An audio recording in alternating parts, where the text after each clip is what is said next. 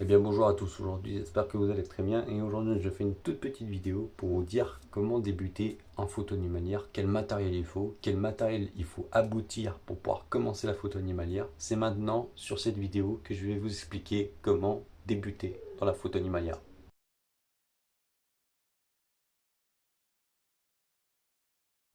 Alors la première question qu'on peut poser c'est réflexe ou hybride. Alors on sait que déjà la gamme des réflexes ont été largement abandonnés par tous les constructeurs de photos, sachant que ça soit Canon ou encore évidemment d'autres comme Nikon et d'autres boîtes évidemment de photos qui ont décidément abandonné la gamme réflexe, donc la monture EF. Par contre, on a une nouvelle monture qui est apparue sur le marché qui s'appelle la monture hybride. Et en soi, ça consiste la nouvelle génération des appareils photo. Donc, est-ce qu'il faut commencer sur du réflexe? Ça dépend en fait de votre budget. Il faut savoir que le budget peut jouer dans l'affaire. Et un réflexe, évidemment, coûte moins cher que comparé à un hybride. Alors, évidemment, si vous tapez dans des gammes professionnelles en réflexe, ça peut valoir entre 2000 euros à 3000 euros, même voire jusqu'à 7000 euros l'appareil, comme on connaît sur le 1DX Mark III, qui coûte plus de 7500 euros. Si vous allez sur de l'hybride, ce sera pareil. On va retrouver des R3 à plus de 6000 euros et des appareils évidemment de gamme amateur, professionnel à 2 à 3000 euros et 4000 euros. Voilà. Donc c'est à vous d'avoir votre budget qui tient la route pour pouvoir acheter ou soit un réflexe ou un hybride.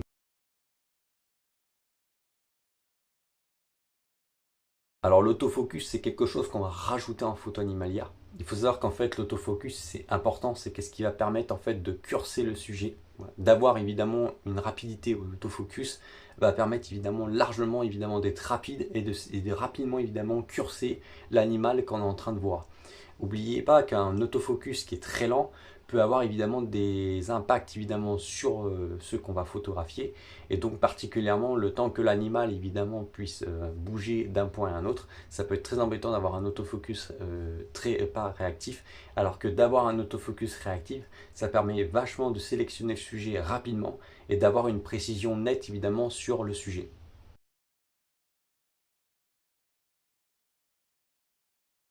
Alors sur ce troisième évidemment sujet, on va parler évidemment de bruit électronique. Alors pourquoi le bruit électronique? Parce que souvent évidemment les appareils réflexes ont tendance à évidemment à faire du bruit électronique. Pas sur les dernières générations comme sur le R10 ou le R7 ou le R6 qui n'ont pas tendance évidemment à faire de bruit électronique parce que ce sont des appareils qui sont revus au niveau de la gestion électronique du bruit. N'oubliez pas que le bruit en fait c'est qu'est-ce que vous pouvez voir évidemment des petits points qui s'installent sur la photo ou même comme vous pouvez voir sur cette vidéo de mon téléphone, j'aperçois évidemment comme des petites mouches qui volent de partout. Ça s'appelle du bruit électronique qui s'installe sur vidéo et sur photo. Et ça peut évidemment infecter, détruire la photo, désaturer la photo. Ça peut avoir un impact évidemment qui peut être gênant et ça peut directement en fait envoyer la photo à la poubelle.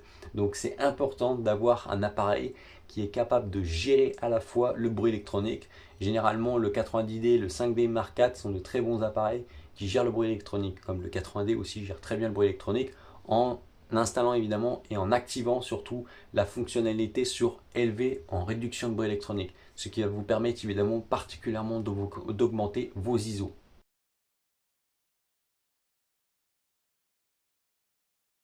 Alors sur ce quatrième sujet, là on va se consacrer évidemment au budget de la photo. Alors ce que je peux vous conseiller évidemment particulièrement, c'est d'avoir un budget entre 2500 euros à 2000 euros.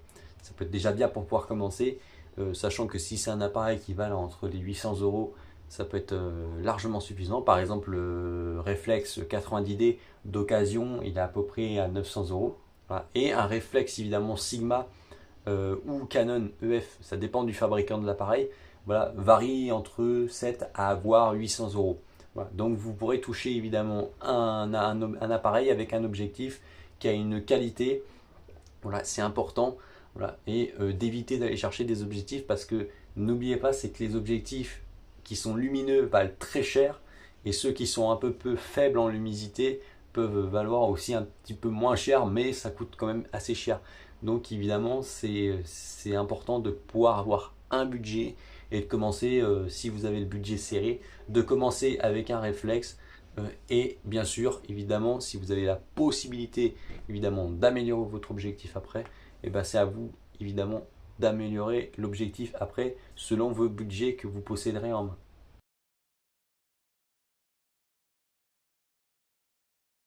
Alors là, on va se consacrer évidemment à la qualité. Alors c'est vrai que quand on parle de qualité d'objectif, on se pose question évidemment à savoir les lentilles de l'objectif, ce qui permet évidemment d'avoir une meilleure qualité. On sait qu'un objectif évidemment qui est plus cher, la qualité va être là. Par exemple le 500 mm f4 évidemment IS-2L de chez Canon est un objectif qui valent plus de 6000 euros. Par exemple l'objectif évidemment Sigma 150-600 contemporain vaut évidemment 1229 euros sur le site Sigma. Voilà, on n'est pas sur le même budget et donc on peut tout de suite évidemment imaginer que sur l'objectif à plus de 6000 euros de chez Canon, la qualité va être vachement améliorée, que sur un objectif évidemment Sigma, la qualité va être un peu moins et on va avoir des inconvénients. Par exemple, je vais vous dire l'inconvénient évidemment sur le Sigma 150-600 contemporain, c'est on n'a pas assez de lumière qui rentre dans cet objectif. Donc ça peut être un problème. Alors que évidemment sur un objectif qui peut être bien plus lumineux, ben là ça peut être un peu mieux évidemment pour pouvoir évidemment être quand on est en situation de basse lumière, de pouvoir faire de la photo animalière en étant évidemment basse lumière, mais sans se préoccuper que derrière évidemment on peut avoir évidemment une photo qui est complètement claire.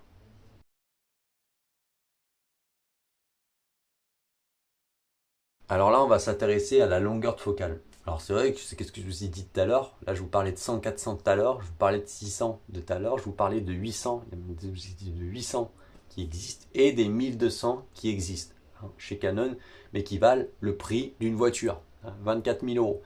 Voilà. Donc ça dépend, c'est qu'est-ce que je vous ai dit. Pour vous, pour la photo animalière, c'est une question qu'on m'a beaucoup posée sur mon Instagram.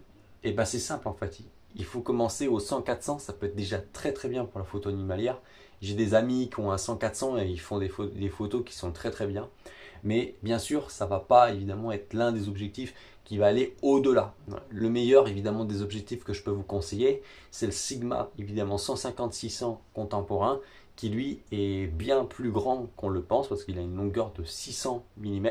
Voilà, donc ça fait quand même un sacré approche. Bien sûr, aussi derrière, vous pouvez rajouter un multiplicateur, mais dans ce cas-là, par contre, il faut vous renseigner vraiment de votre objectif, savoir s'il est adaptable sur tel multiplicateur et l'un et l'autre. Parce que les multiplicateurs, il y en a de tout prix et plein de multiplicateurs qui s'adaptent sur d'autres objectifs. Ça peut être sur des montures Nikon, etc. Donc, c'est pas à vous, évidemment, de vous faire avoir. Donc renseignez-vous bien évidemment, ou si vous ne le savez pas, n'hésitez pas à appeler des magasins évidemment autour de vous qui sont spécialisés dans la photographie et qui pourront vous renseigner évidemment de savoir quel multiplicateur est compatible avec votre objectif. Mais ça peut être un avantage évidemment de mettre un multiplicateur, mais par contre n'oubliez pas, c'est que les multiplicateurs, ça peut tendance évidemment à faire perdre de la qualité, ça peut tendance évidemment à faire perdre beaucoup de luminosité, et automatiquement on perd sur les réflexes l'autofocus. Alors que sur l'hybride, j'ai remarqué qu'on a l'autofocus avec le multiplicateur.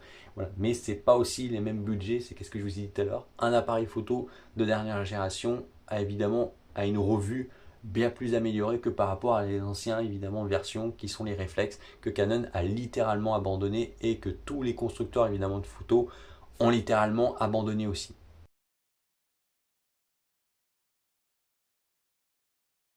Donc là, on arrive sur cette vidéo bonus. Alors, qu'est-ce que je peux vous conseiller? C'est que, en fait, quand vous faites de la photo, c'est pas l'appareil qui fait tout.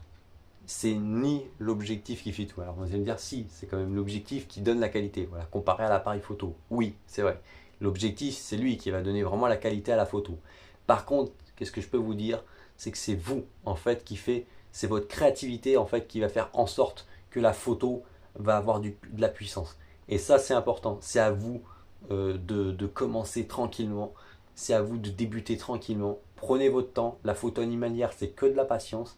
Et je peux vous garantir évidemment que quand vous allez commencer comme ça, qu'au fur et à mesure vous allez passer sur cette étape-là, et bien au fur et à mesure, vous commencerez évidemment, bien sûr, à avoir des photos qui sont nettement meilleures. Par contre, je vous considère quelque chose que je vais refaire et répéter évidemment sur ce sujet, qui est de la pose nature, donc un YouTuber qui fait des vidéos de photos animalières sur YouTube et qui aussi, je peux vous donner des conseils et qui peut permettre évidemment aussi d'améliorer votre qualité. N'oubliez pas, c'est que des fois on a tendance évidemment à mettre sur notre objectif ce qu'on appelle en fait le pare-soleil. Alors le pare-soleil, c'est pour éviter en fait des reflets du soleil qui peut déranger la photo.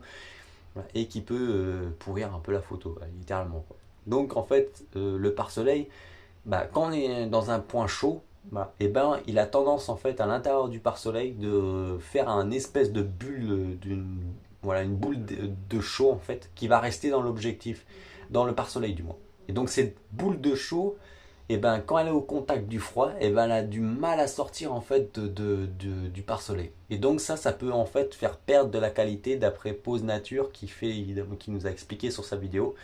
Ça peut faire perdre beaucoup de qualité sur la photo et donc le meilleur c'est de ne pas l'utiliser. Ou alors de le secouer 15 fois dehors, quand il fait vachement froid, vous le secouez 15 fois dehors et donc ça peut permettre évidemment d'enlever cette sorte évidemment de chaleur qui est à l'intérieur que nous on ne peut pas détecter à la main ni détecter à l'œil visuel.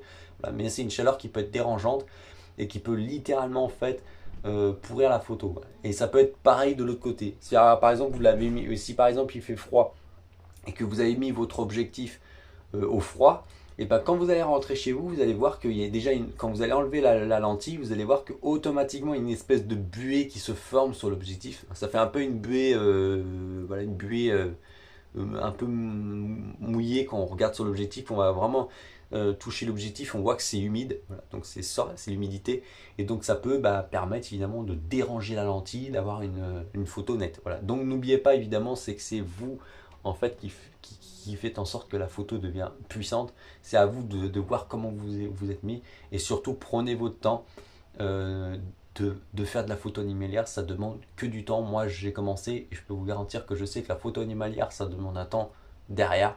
Voilà, faut pas s'affoler. Voilà, on n'a pas de touche, c'est pas grave. Voilà, c'est comme ça. C'est comme la pêche, quoi. On n'a pas de touche, c'est pareil. C'est comme la chasse, on n'a pas de touche, c'est pareil. Voilà. Donc on ne peut pas faire plus ni moins, on ne peut pas avoir tout sur la main.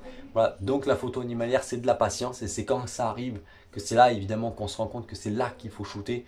Mais c'est surtout en fait votre créativité qui va faire en sorte que la photo deviendra puissante. Je vous remercie évidemment de m'avoir écouté. Ça a été un plaisir, voilà, de répondre à des questions qu'on m'a posées. Voilà. Et bien sûr, vous pouvez me retrouver sur mon Instagram. Et bien sûr, cette vidéo va évidemment être postée sur ma chaîne d'astro. Voilà, parce que dessus, j'exprime aussi de l'astronomie. Je suis un passionné d'astro.